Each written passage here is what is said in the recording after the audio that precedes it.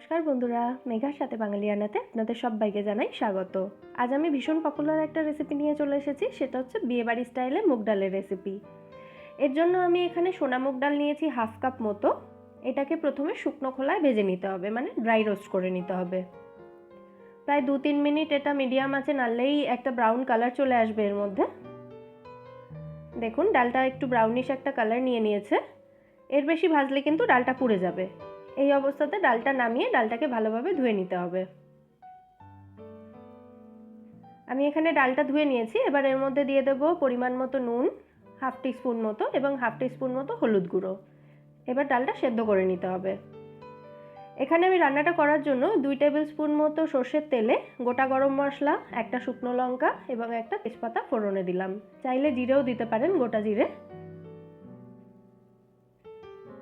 20 second নাড়াচাড়া করার পর এর মধ্যে দিয়ে দেব 2 টেবিল স্পুন মতো গ্রেট করা পেঁয়াজ।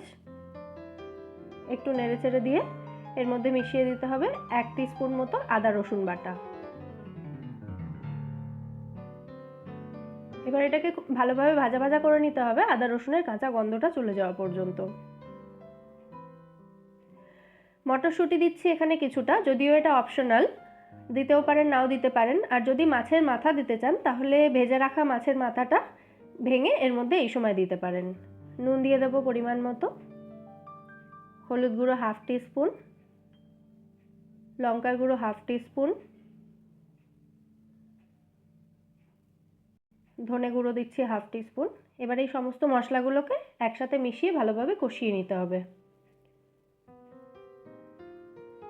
এরপর এর মধ্যে দিয়ে দেবো 1 টিস্পুন মতো ভাজা মশলা গুঁড়ো। এই ভাজা মশলার রেসিপি অলরেডি আমার চ্যানেলে আছে, রেসিপির লিঙ্ক আমি ডেসক্রিপশন বক্সে অ্যাড করে দেবো, চাইলে দেখে নিতে পারেন। সমস্ত মশলাগুলো মিশিয়ে নেওয়ার পর এর মধ্যে সিদ্ধ করে রাখা ডালটা দিয়ে দিতে হবে। ডালটা এখানে আমি 90% মতো সিদ্ধ করে রেখেছি। পরিমাণ মতো জল দেব, তারপর এটাকে মিশিয়ে নিয়ে ঢাকা দিয়ে এটাকে মিনিট 5 মতো রান্না করলেই ডালটা পুরো সেদ্ধ হয়ে যাবে।